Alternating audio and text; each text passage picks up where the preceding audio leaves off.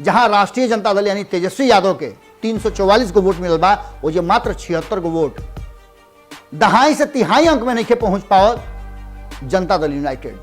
Bharatiya Janata party के एक बार फिर से यह बात के एहसास और डर हो गई बा कि कहीं ऐसा ना होके कि वक्त के हिसाब से ये दोनों भारतीय जनता पार्टी पर जैसे जैसे बढ़ल जाता है लोग प्रभाव 20 मत पड़ जाओ लोग। तेजस्वी यादव के यह बात के भरोसा दिवावे के पड़ी और बिहार में बैठ करके यह बात के कारण कि आधा रास्ता तय कर ले वाले, आधा रास्ता में उनका रोड़ा बा, वो रोड़ा के निकाले के हुई।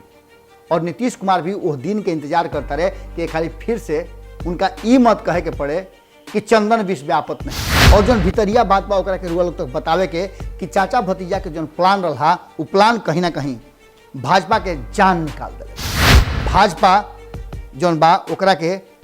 सीधे तरह से ये दोनों अपना रणनीति से दबा दिले वालों और वर्तमान परिस्थिति में भारतीय जनता पार्टी में छटपटा रहा बा, वोट अधिक आयल बा और यह बात के तरफ इशारा कर रहा बा कि ललन सिंह के अध्यक्ष बनला के फायदा नीतीश कुमार के जरूर मिलल बा और नीतीश कुमार अपना योजना में सफल भी हो गई बा।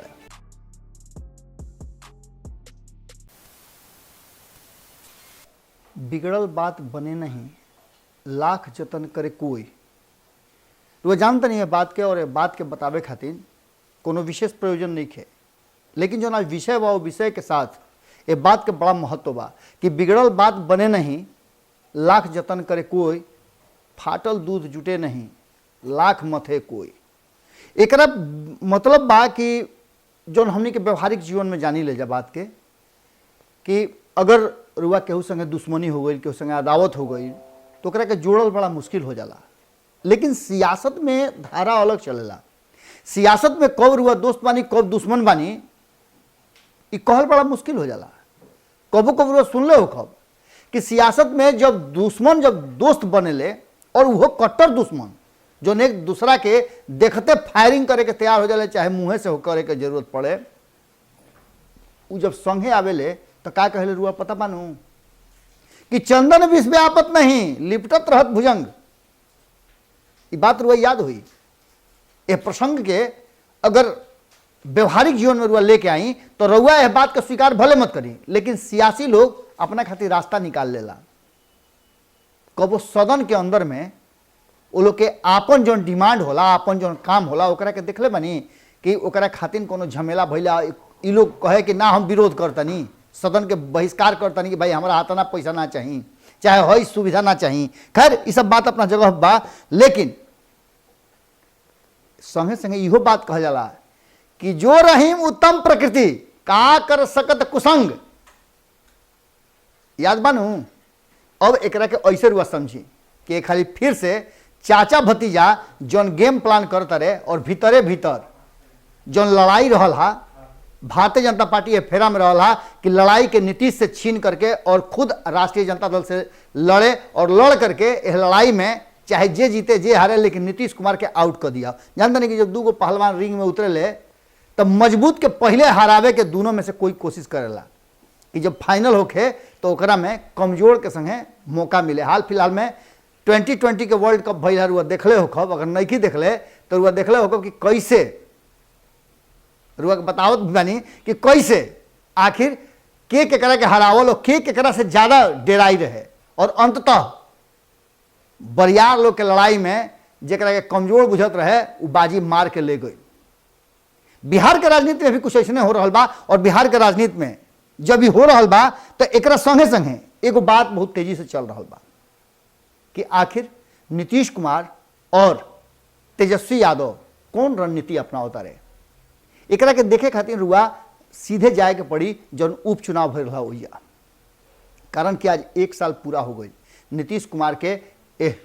अबकी के पारी में शपथ लिहला। 1 साल में नीतीश कुमार कमजोर जो पैदा भर रहा बच्चा वो आज पूरा मजबूत हो गई बा और ये बात के खूटा ठोक के दावा करता कि जेकरा लड़े के बा आके लड़ लो, भीड़ लो।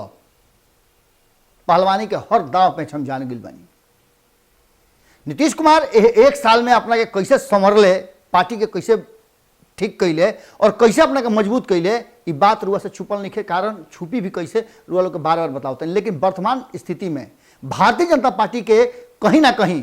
सही गगरी पानी एक हाली नीतीश कुमार पटक दिले बाड़े। और ई जब चुनाव परिणाम में 2 गो सीट के उपचुनाव के आयल हा, ओकरा में खास करके तारापुर के बात करी, जहां ई पक्का मानल जात रहे कि तेजस्वी यादव के जीत हुई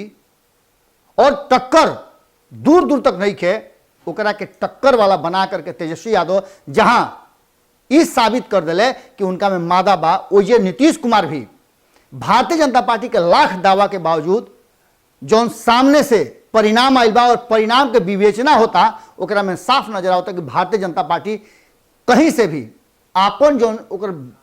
वोट के विशेष क्षेत्र बताओ जात रहे कि भारतीय जनता पार्टी के प्रभाव वाला जौन क्षेत्र है, ओजो नीतीश कुमार के पटकनी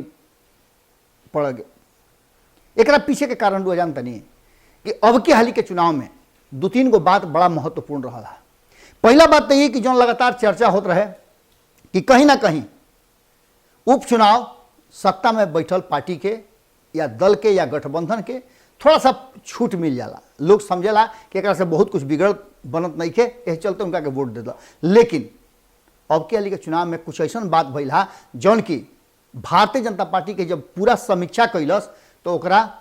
गोड़ तक से जमीन खसक गई और तब वो अपना रणनीति में बदलाव कैलस। और बदलाव में अब के हाली फिर एक खाली चाचा भतीजा पर कैसे ये लोग लड़ा के चाहे ये लोग के पटके के कोशिश कल जा, ये भारतीय जनता पार्टी तैयारी करता। और यही विषय पर आज रुआ लोग के खूंटा ठोक पर चली सब है विश्लेषण करके और कोशिश करता नहीं समझावे के और जो भीतरिया बात बा ओकरा के रुआ लोग तक बतावे के कि चाचा भतीजा के जो प्लान रहा वो प्लान कहीं ना कहीं भाजपा के जान निकाल दिले।